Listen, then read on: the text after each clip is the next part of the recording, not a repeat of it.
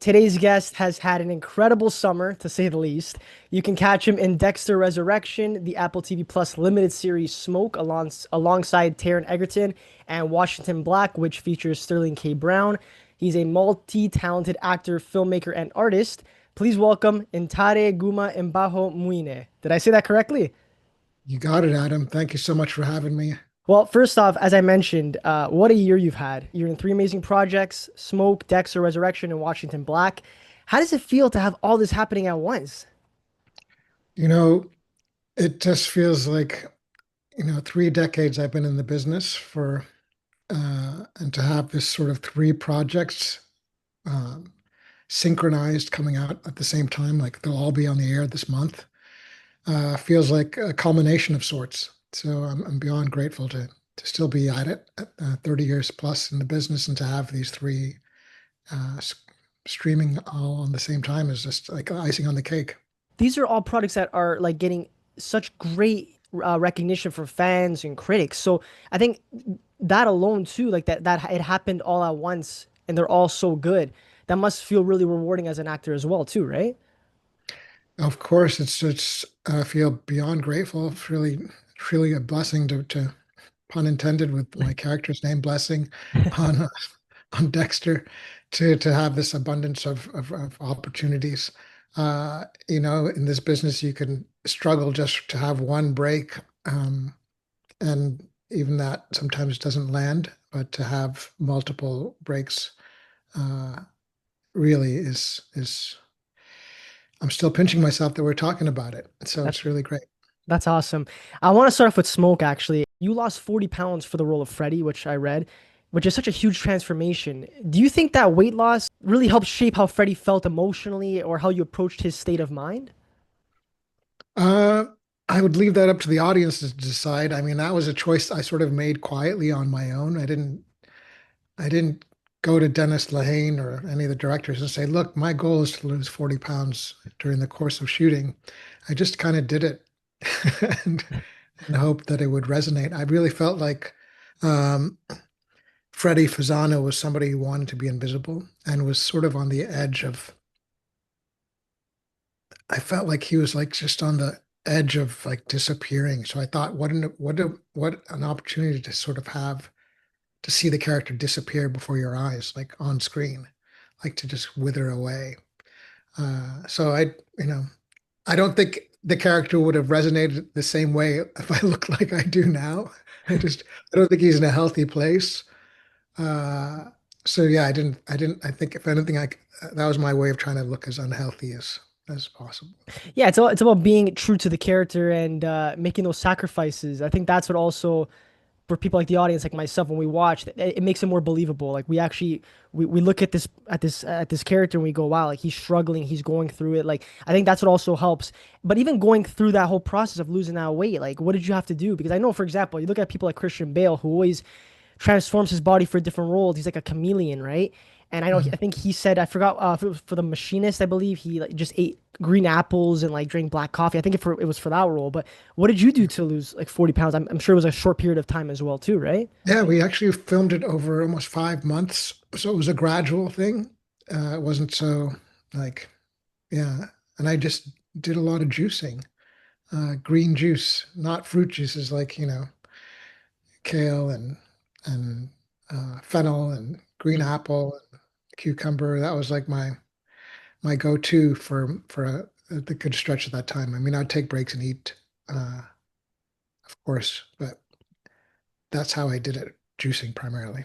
And you know, it's really cool to get the recognition like from a Rolling Stone. They called your performance terrifying, and a lot of people say it's one of the most memorable parts of the show. Oh, After wow. putting so much into this character in this role, does hearing that kind of feedback feel really rewarding to you? Well, I think for all of us who are working in the creative arts, the goal, the hope is that the work resonates. I mean, your show hopefully it resonates with audiences, and when you get feedback like that, it just is a sort of validation, and hopefully it brings others to want to watch what these folks validated too. So it helps feed feed the whole big big production. So I'm grateful because more people tune into the show, hopefully. And I also mentioned Dexter Resurrection, which congratulations with that. That franchise alone has such a loyal fan base and has always been really well received by critics. But does being part of being part of something that's already so established, does that add any pressure for you, or do you just try to block all that out? Like, what is it when you went into that show? Oh, there's so much momentum uh, for something like that. It's literally like you're just jumping on to this incredible wave, this incredible ride, and hope that you're not slowing it down, of course. But the way the character was written uh, and the perspective he brings to sort of a dark show, uh, I think it was just, you just sort of ride the wave, really. It didn't feel like pressure in terms of like, can I deliver? If anything, I mean, I felt the character was within my wheelhouse. Unlike Freddy, for Smoke, I was like, that's what's so wild. You never know what's gonna hit more so. Because I never would have guessed that Freddy Fasano from Smoke playing a serial arsonist would be something that I could do, like, and that people would connect with and feel sort of. Whereas Blessing Kamara on Dexter Resurrection, I was like, oh, I think I can pull this one off. So I didn't feel that sort of anxiety going into this show that has such a massive following, because I felt like I was in my comfort zone in that one. So yeah, it's literally just riding the wave. I mean, they just released the numbers. I think 3.1 million views, uh, the most streamed premiere ever in Showtime history. Wow. So this just is a testament to the incredible work that these guys have done over the past 2 decades, and it's still paying off. And the cast is obviously brilliant, of course, and it must be great working alongside them. And I think working with a great cast, especially building that chemistry offset and then bringing it into the show, I think that also helps too, right? Like just kind of, getting along with Oh, yeah. everybody. It makes the performances more believable. Yeah, it's a great team. Everyone's, I mean, they've been at it for a while, so it's like a family. So I'm just beyond grateful to be part of this family now. Yeah, what's really cool? You brought up a good point about how for Smoke you didn't think you could play a role like that, right? And obviously you did such a great job at that. But I think as an actor, when you take those risks, I think again when you do it so well, that's what's the most rewarding for you too. But has there ever been any times in your career where you got a role or something you thought I can't do it and you just didn't do it after? And then did you ever kind of regret something like that or? Um, Not that I didn't do it. I mean, when I got cast on The Shy as Ronnie, when I was going through the audition process, there was a point where they wanted to see me for two different roles, one for Ronnie and one for a detective. I was like, I can play a detective. Like, that's no problem. Like, let me do that. And so when it came time to test for that, I was really psyched. And then they last minute they switched and they said, no, we're wanting to test you for uh for Ronnie. And I was like, I had never done anything in my career that was close to what that role was. I had no connection to the south side of Chicago. I never grew up there. I didn't know people from there. So that was so far removed from my reality that I thought, man, I'm gonna crash and burn with this one. And I was blown away by the response for that. Um, and equally, I think the same thing going into Smoke, I must say, the difference was Dennis Lehane, because he just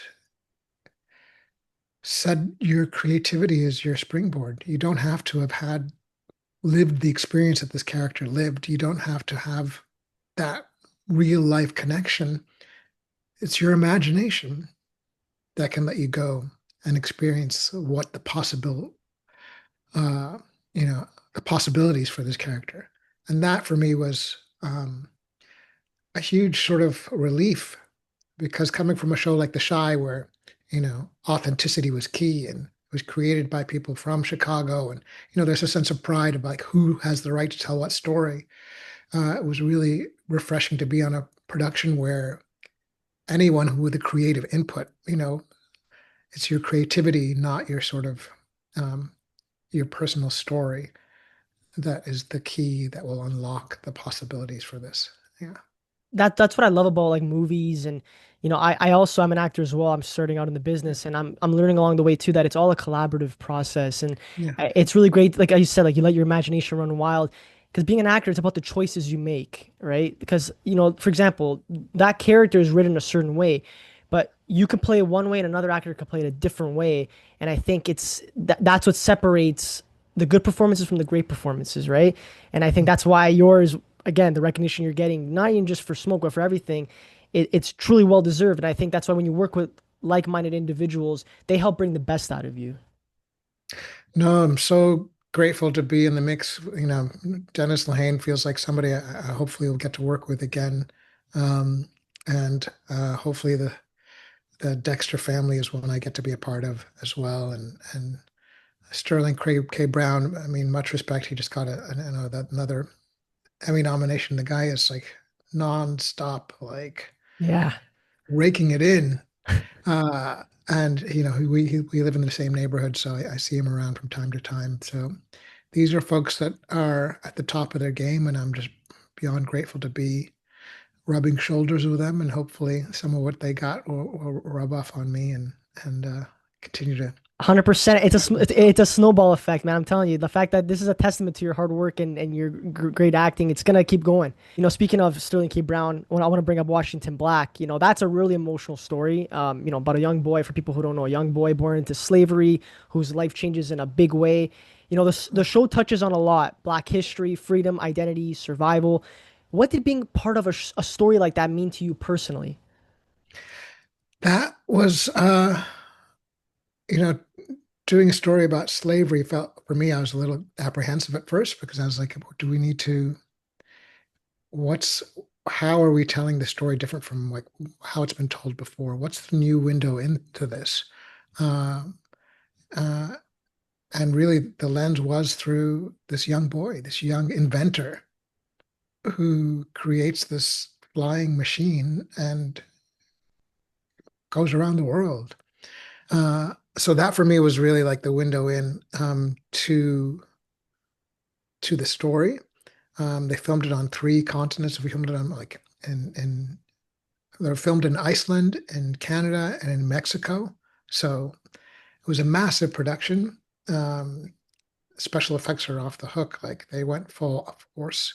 Um, I play a house slave, which comes with a lot of baggage, but I think it's one of those characters for the first time where you get to see the duality that a house slave had to live under and how they had to navigate um, these different worlds that were often colliding in moments of violence, extreme violence, and how he tried to keep himself safe and help he kept others safe within his purview. So that was a completely different twist from anything I'd done before. And all these characters, from Smoke to Dexter to uh, Washington Black, are wildly different.